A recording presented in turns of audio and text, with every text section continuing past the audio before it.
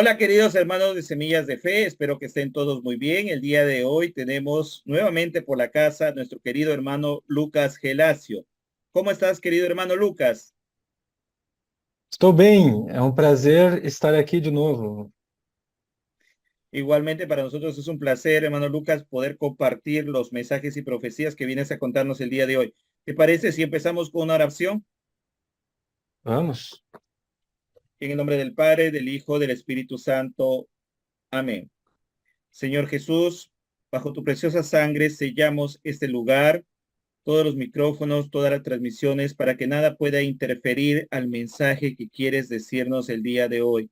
Manda tu Santo Espíritu para que podamos comunicar y los hermanos tengan el discernimiento para poder aceptar. Que todo sea para tu gloria, Señor. Todo esto te lo pedimos en el nombre de nuestro Señor Jesucristo. Amén. En el nombre del Padre, del Hijo, del Espíritu Santo. Amén. Amém. Hermano Lucas, vi un post tuyo que nos hacías una escena de lo que es, o varios capítulos de lo que es las apariciones de Nuestra Señora de la Salette, de las profecías. ¿Podrías hablarnos al respecto? Sim, eu escrevi um artigo, um estudo me aprofundando na cronologia do segredo de La Salette, porque existem várias versões. Primeiro, Nossa Senhora apareceu para a menina Melanie e para o menino Maximin em 1846. E ali ela revelou a eles um segredo. E esse segredo só poderia ser revelado em 1859. Mas em 1851, o bispo local, ele deu às crianças a ordem de escrever já o segredo para enviar para o Papa. Então eles escreveram uma primeira versão em 1851. Mas em 1853, outro bispo chegou no local e esse outro bispo queria saber o segredo também e ordenou que as crianças escrevessem novamente. Então, elas escreveram de novo o segredo em 1853, uma outra versão diferente da primeira. E ainda aconteceu, o Maximin morreu jovem, mas a Melanie, ela ainda escreveu uma outra versão em 1858, quando ela estava liberada para escrever tudo, e a partir dali ela começou a escrever outras versões mais longas para se tornarem públicas. Em 60, ela escreveu mais uma, e daí em 78 ela finalizou com a versão final, e essa versão final foi publicada em um livro. Então, tem aí pelo menos a versão de 51, 53, de 58 não é pública, nós não sabemos como é, e a de 78. São três versões da Melanie, duas versões do Maximin.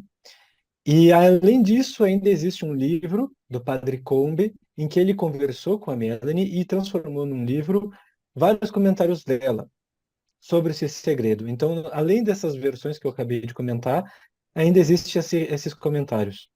Então, eu fiz uma linha do tempo, organizando todas as informações sobre todas as versões do segredo, para mostrar qual é a mensagem completa de La Salette.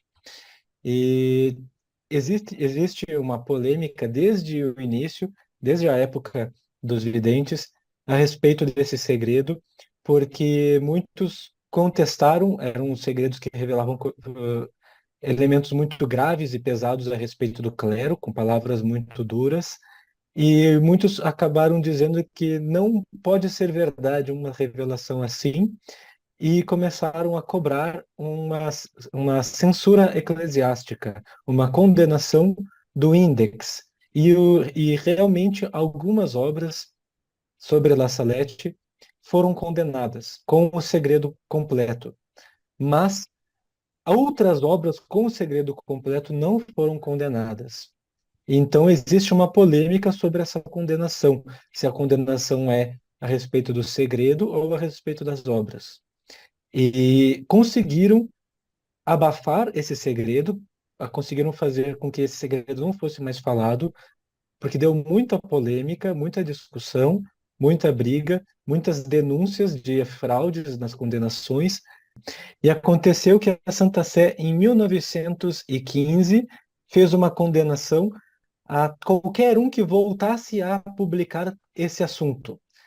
Então, o segredo de Nossa Senhora de La Salette, ele passou a ser um assunto proibido em 1915, de que se publicasse conteúdos novos comentando o segredo de La Salette.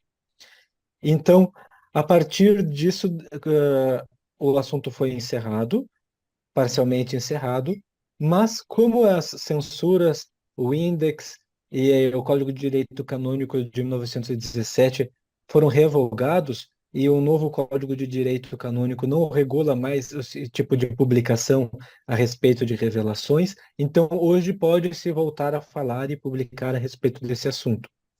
Em 1999, Padre Michel Corteville, ele reencontrou documentos antigos que mostraram que esse segredo não está condenado da forma como imaginavam e que pode ser sim trabalhado, estudado e defendido.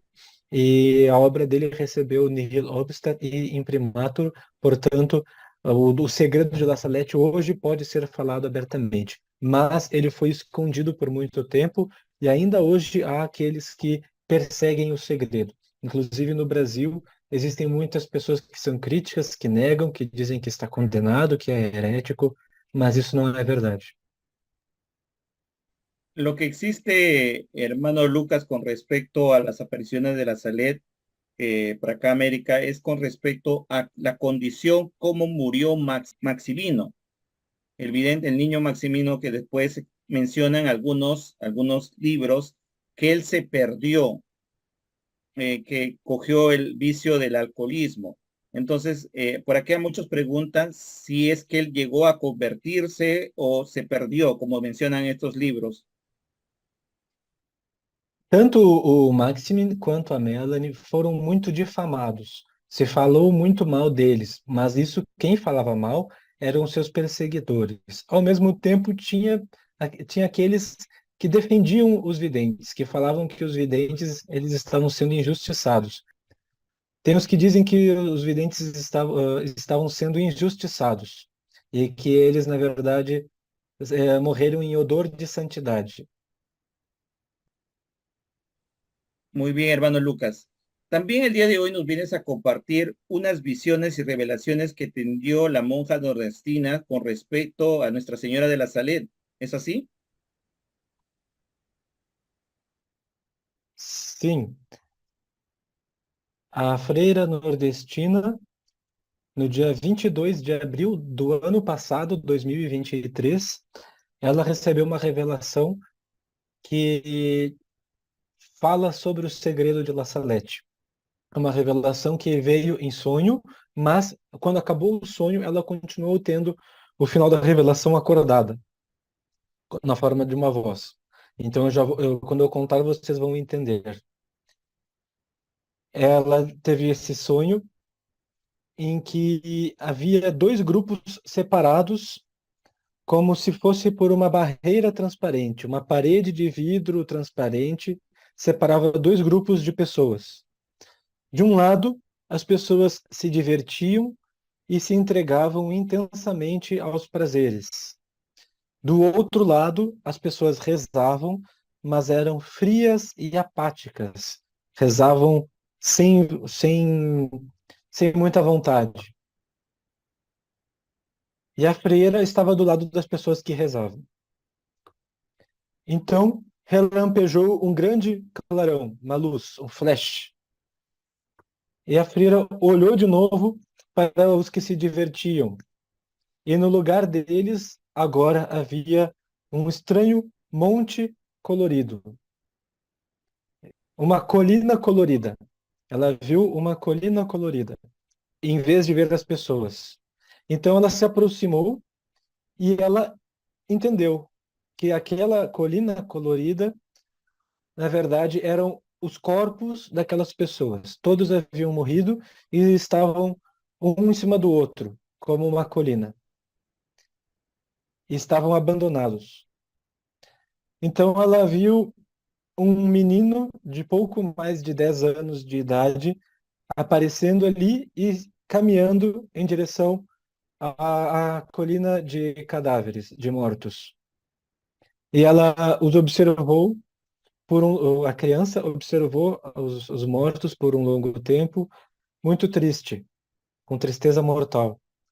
E ela olhou então para a freira, com o rosto em lágrimas, e foi embora. E a freira começou a rezar pelos falecidos, pelos que haviam morrido.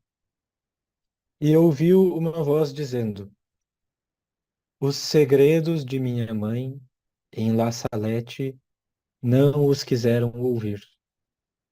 Uma voz disse, a voz de Nosso Senhor Jesus Cristo, dizendo que não quiseram ouvir os segredos de La Salette. Então a freira percebeu que entre os que estavam rezando, ela era a única que havia percebido a tragédia que tinha acontecido ao lado. Os outros não viam nada, ou não queriam ver. Eles estavam indiferentes ao sofrimento.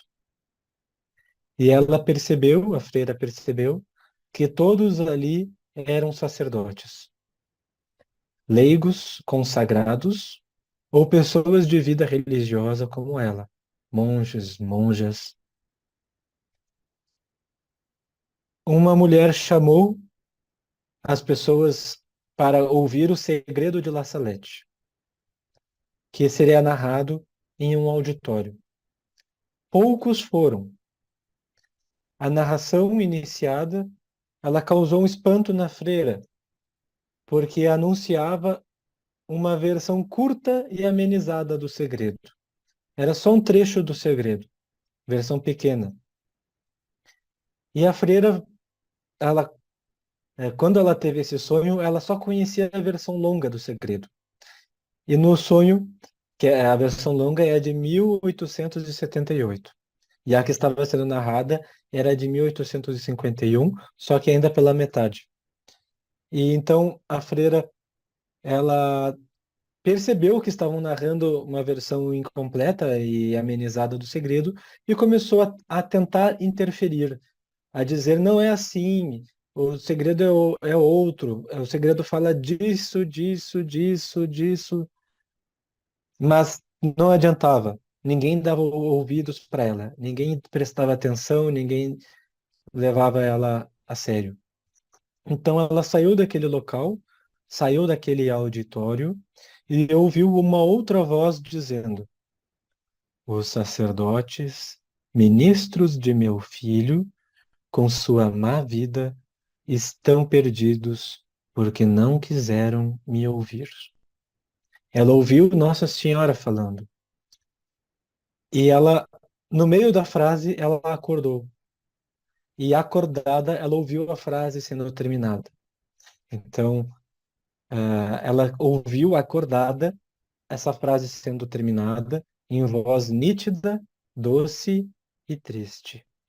A frase era: Os sacerdotes, ministros de meu filho, com sua má vida, estão perdidos, porque não quiseram me ouvir. Então, assim terminou essa revelação. E agora eu adiciono alguns comentários meus, comentários do Lucas. Eu entendo que essa revelação descreve a dimensão espiritual dos nossos dias. Muitos religiosos parecem desinteressados, enquanto outros caem no discurso da falsa igreja, que, a meu ver, é representada pela mulher. A mulher que entra e convida eles para ouvir o segredo de La Salette e conta a versão falsa ou versão reduzida. Esta, para mim, representa a falsa igreja. E os leigos que caem, que sucumbem, eles se assemelham à figura de Lucas, capítulo 17, versículos 26 a 30. Eu vou, eu vou ler para vocês esse trecho. Lucas, capítulo 17, versículos 26 a 30. Como ocorreu nos dias de Noé, acontecerá do mesmo modo nos dias do Filho do Homem. Comiam e bebiam, casavam-se e davam-se em casamento, até o dia em que Noé entrou na arca. Veio o dilúvio e matou a todos. Também do mesmo modo como aconteceu nos dias de Ló. Os homens festejavam, compravam e vendiam, plantavam e edificavam. No dia em que Ló saiu de Sodoma, choveu fogo e enxofre do céu, que exterminou todos eles. Assim será no dia em que se manifestar o Filho do Homem. Eu entendo que lembra esta passagem também, do dia do castigo, em que todos que estão se divertindo acabam morrendo. Então, são abandonados à morte eterna, no simbolismo da revelação, a meu entender, por não haver quem reze por eles, porque os sacerdotes não estão preocupados mais com a salvação. Pelo menos, isso aqui é uma figura de linguagem. Existem muitos bons sacerdotes, mas, infelizmente, nós sabemos que existe também uma grave crise na igreja. Então, o menino que aparece e chora, a meu ver, é o pequeno resto que sobrará após a tribulação. Esta revelação, então, ela nos exorta a rezar pelos sacerdotes, pelos pecadores, pela igreja, e dar ouvidos às palavras de Nossa Senhora de La Salette. Na profecia de La Salette, a igreja é eclipsada enquanto a humanidade perece. Então, a meu entender, esse é o sentido dessa revelação. Y Exato. muchas gracias, querido hermano, por haber compartido estos mensajes. Visiten su página web del hermano Lucas Gelasio, que es lucasgelasio.com, si no me equivoco, Sim, donde encontrarán revelaciones y también los seminarios que él realiza. Muchas gracias, hermano Lucas. Y ustedes, queridos hermanos, no duden en compartir este video para que el mensaje llegue a más personas. Muchas bendiciones. Cuídense. Deus abençoe.